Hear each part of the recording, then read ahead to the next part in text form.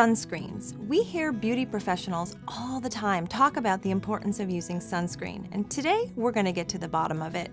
My name is Jacquie Carter, and I'm here to answer all of your beauty questions and give you some simple beauty tips. We are all concerned about the damaging rays of the sun, and we hear all the time about how important it is to wear products that contain SPF. So what's SPF?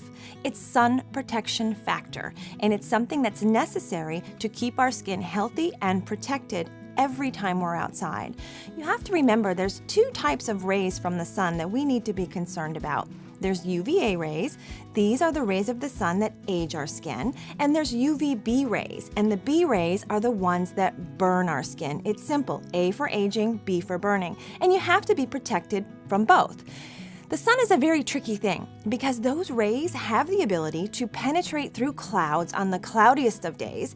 They can penetrate through certain articles of clothing, they can penetrate through glass, and they bounce. They bounce off of the snow, they bounce off of sand, they bounce off of concrete. So even if you have a hat on, chances are you're not as protected as you think you are. When it comes to sunscreen, you should always look for something that has a minimum of an SPF 15 to 30. Again, SPF really equates to how long you can stay in the sun personally before your skin starts to get red. So if you can be in the sun for, say, 10 minutes, and after 10 minutes you start to notice a change in the color of your skin, you take the SPF factor, and let's take SPF 30 for ease of math. You take 30, you multiply it by those 10 minutes, and that gives you 300 minutes of protection. But remember, SPF does not pertain to the UVA rays, so when you're looking for a sunscreen, make sure it clearly says on the label for broad spectrum UVA, UVB protection. Very, very simple.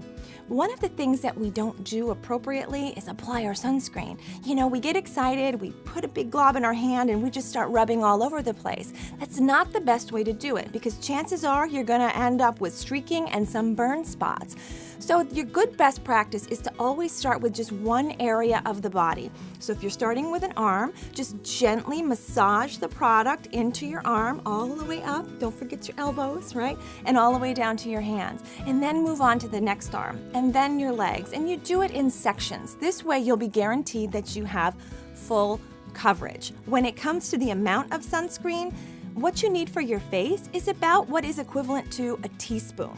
And when it comes to the rest of the body, you need to think about a shot glass. Whatever fits into a shot glass is exactly the amount that you need to cover your arms and legs. Remember, don't skimp on sunscreen.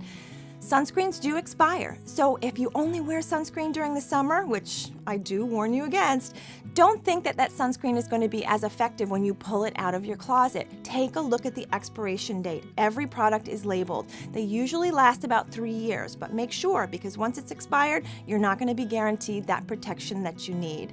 And the biggest thing about sunscreen is you can't just simply put it on in the morning and go about your day. If you sweat, right? Or if you're exposed to water or even excessive rubbing, the sunscreen will come off. So the key is to apply, and reapply all day long.